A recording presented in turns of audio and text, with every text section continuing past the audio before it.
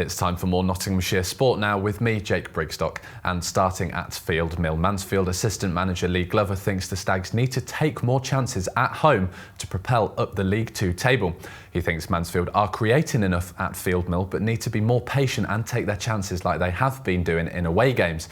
The Stags are 20th in the League Two home form table. I think even when teams sit back against us at home, we've opened them up. We haven't took a lot of the chances at home that we probably have done away from home. When teams sit back, Chorley sat back, and other teams sit back, and they wait upon, you've got to break them down. But it takes you've got to be patient with the ball. You've got to try and work the ball and not do anything silly that gives them the opportunity to play into their game plan. But I think the performances haven't been that bad at home. They've not been bad at all. What's happened is we haven't probably took the chances at crucial times, and goals change games. So that's been a factor. But I would think that our results at home are going to start to steadily improve over the season. New figures have revealed how much money Nottingham Forest lost while in the Premier League. The City Ground outfit were in the top division for 5 seasons from the 92-93 season until the end of the 99 campaign. New figures from website Price of Football found the Reds lost £3.9 million during that time, the second smallest loss across all teams featured in the Premier League. Only 25 teams of the 49 to have played in the PHL have made a profit at all.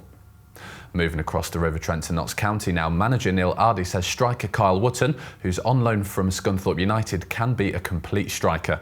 Ardie says he's been impressed by Wootton's enthusiasm and that he has the potential to be more of a complete forward than just a target man. Been delighted with him, liked him from the first time I saw him before we signed him. Waited a while for him, glad I did.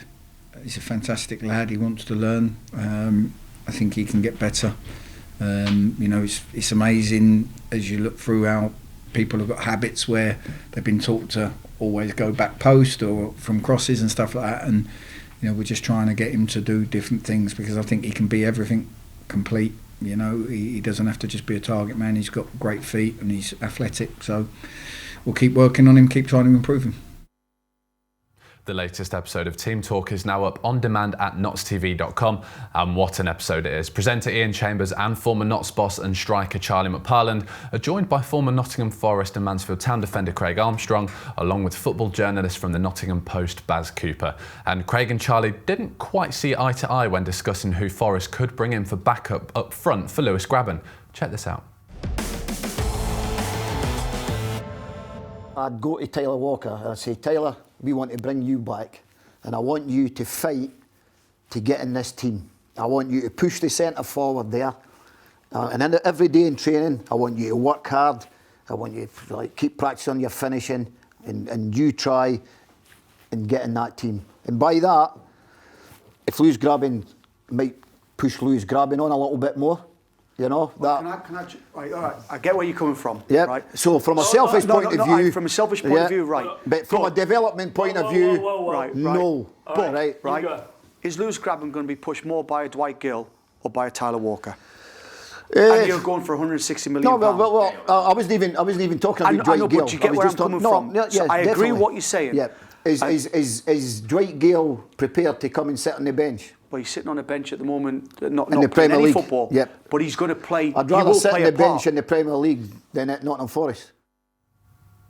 Double Paralympic 200-metre gold medalist Richard Whitehead raced in the Para-Athletic World Championships this afternoon, and the 43-year-old scooped silver in the T61 200-metre race out in Dubai, finishing second to Ntando Malangu from South Africa. Here's the race. So away we go in the 200 metres final. Lassine on the outside, Whitehead in the inside, and they will really get firing once they get the bend out of the way. Could be an interesting one between Whitehead and Malongu. Malongu out in front, Whitehead looking to fight back. Malongu coming through for South Africa. He's going to take it, Whitehead in second.